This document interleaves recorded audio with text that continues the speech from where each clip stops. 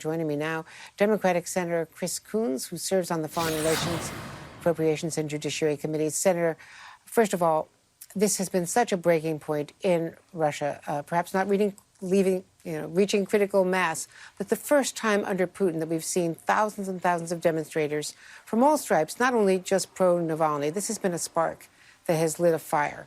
And in watching the brutality of what happened on Sunday, it's just extraordinary.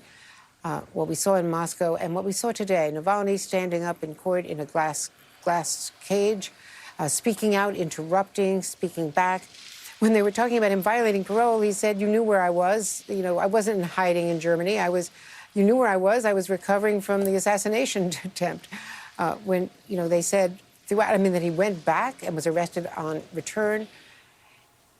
And the assassination attempt was, of course, from Vladimir Putin's government. What is this going to do? Because the Navalny leaders, and I spoke to them over the weekend, they were demanding that President Biden impose sanctions on Putin's backers, on his financiers with assets in the West. And then I asked Secretary Blinken about it, and everybody was waiting for this day to see whether or not Navalny was released from prison, as has been demanded, or is being held. And now he's going to be held for 2.5 more years. And we don't know what's going to happen on the street, but now the pressure is going to be on the U.S. Well, Andrea, in your interview with Secretary of State Blinken yesterday and in public statements by President Biden, it's clear that they will stand up and fight for democracy and for human rights around the world, whether in Burma or in Russia. And in his first call with Vladimir Putin, President Biden raised and addressed issues that President Trump never did, from the bounties that were allegedly or reportedly offered for the killing of American troops in Afghanistan to the repression of human rights within Russia, and in particular, the aggressive actions taken against Navalny, the attempted assassination, the brutalizing of his supporters, and now the unwarranted extended jailing of this human rights advocate and activist from Russia. I think you will see human rights back center stage in the Biden administration. And as the co-chair of the Human Rights Caucus here in the Senate, I look forward to working arm in arm with the Biden administration to stand up and challenge countries around the world that repress the human rights of their own people and that push back against democracy, as has happened today in Russia. And you mentioned Myanmar, previously known as Burma. Do we know where Aung San Suu Kyi is? At this point, as far as I understand it, we do not know. There's been no communication with her.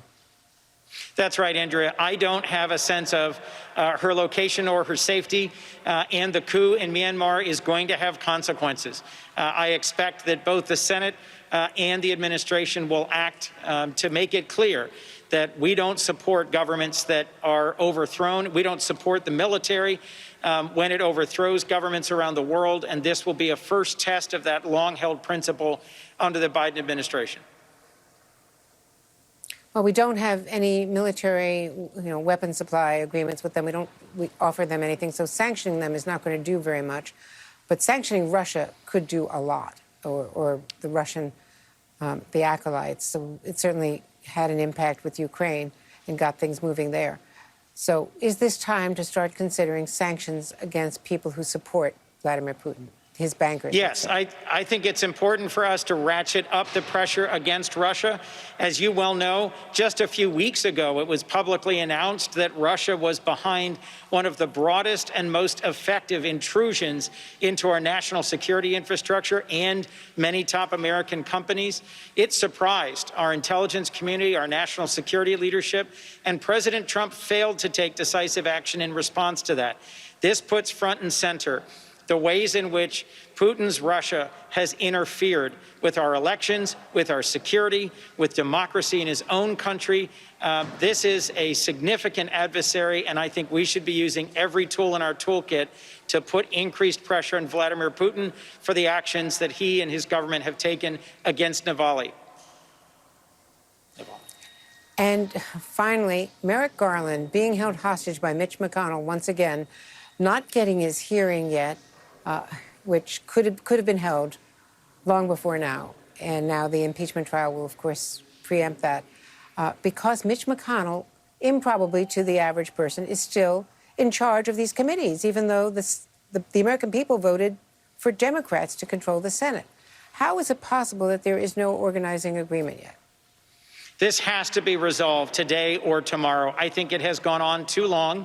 I respect that negotiations are the better path forward, but as I heard from Majority Leader Schumer earlier today, he is determined that we will have a path forward this week on organizing our committees.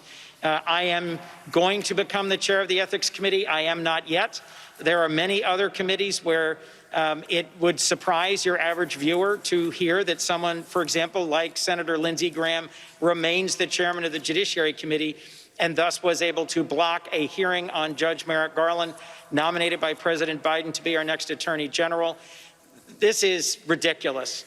We are in the middle of a lot of challenging issues, criminal justice reform, national security, where we need an Attorney General, the top law enforcement official in the United States government. So I'm going to be pressing Senator Graham, Senator McConnell today on this. But frankly, we need to move forward by whatever means necessary. Hopefully there will be a finally concluded bipartisan organizing resolution today or tomorrow. But if not, I will support our moving forward using 50 votes and a tie-breaking vote by the Vice President. Senator Chris Coons, on all fronts, thank you so much for being with us today.